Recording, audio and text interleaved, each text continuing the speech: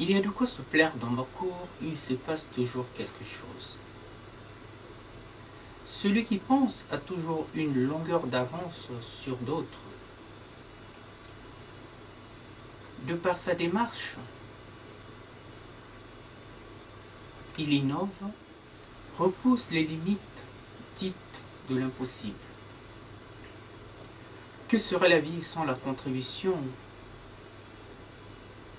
de ces aventuriers de l'esprit? Que sont ces utopistes aux apparences trompeuses, parfois fragiles, voire naïfs, que les esprits malins font passer pour de moins que rien, alors que ceux-là même savent très bien qui nous sommes. Comme ici-bas, on prend toujours fait et cause pour ce qui brille. Et comme le disait si bien Valtour, les pensées ne sont pas comme les pierres précieuses. Les fausses sont celles qui éblouissent le plus. Aux yeux de ceux qui ne les connaissent, les vilains petits canards auront toujours gain de cause à nous traîner dans la boue. Mais notre silence étant, ils ne sauront jamais par quel bout nous prendre, et le doute serait leur chemin de croix. Tant que notre attitude demeure inchangée, je ne trouve aucun intérêt à faire les choses comme tout le monde. Si tout le monde faisait pareil, il n'y aurait point de progrès, et nous serons pris dans un étau de circuit fermé aux allures d'un cirque. Or, il n'y a de progrès possible que dans la controverse. Un esprit ouvert comme un émetteur-récepteur nous aide à mieux nous situer dans l'espace et dans le temps. Toujours dans la compréhension de notre monde, dans sa marche en avant. Au temps de lumière, les philosophes nous avaient déjà montré le chemin à suivre et se comporter comme des citoyens du monde. C'étaient là les pionniers d'une mondialisation encore rampante, jusqu'à ce que la nouvelle technologie vienne déjouer les pronostics et par ailleurs démocratiser le savoir et la connaissance dans un tel chambardement pour l'avoir mis à la portée de tous, et certains n'en reviennent toujours pas. Aujourd'hui, les pensées des illustres philosophes ne font plus mystère et encore moins de misère. Pour ne citer que quelques-uns, Leibniz, Hund, Kant, Descartes, Pascal, Spinoza, Locke, Diderot, Rousseau, Voltaire, Machiavel,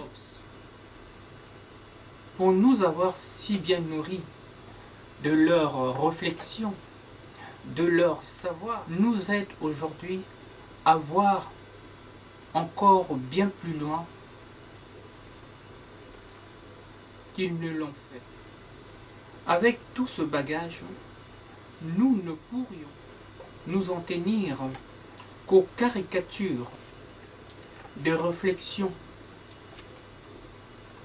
faites par X ou Y qui nous empêcheraient de tirer le plus grand profit de cette manne intellectuelle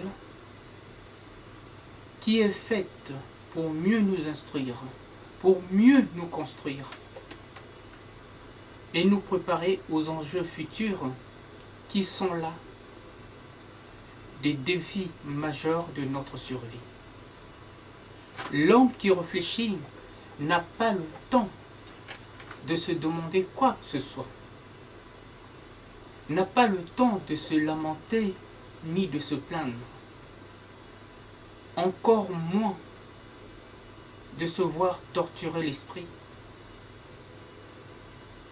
Il est dans la construction de quelque chose, puisqu'il prend le temps à ce qu'il fait, le temps de réfléchir, donc de concevoir.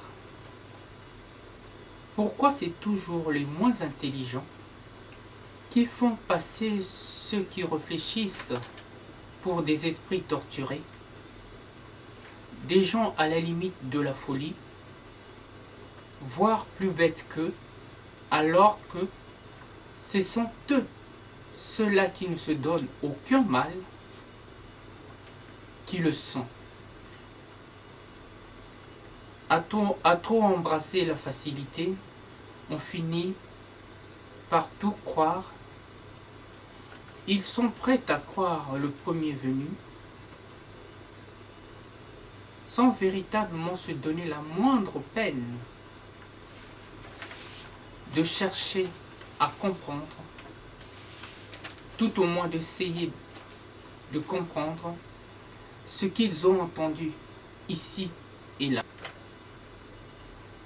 C'est pour eux prendre trop de temps pour pas grand-chose. D'où effectivement l'épicentre de notre mal-être ici-bas en général. On comprend pourquoi souvent le monde se presse d'entendre ceux qui n'ont rien à dire à ceux qui ont beaucoup à nous dire. Et pourquoi? Tout simplement parce que la communication est devenue une question de gros sous qui a fini par biaiser l'information.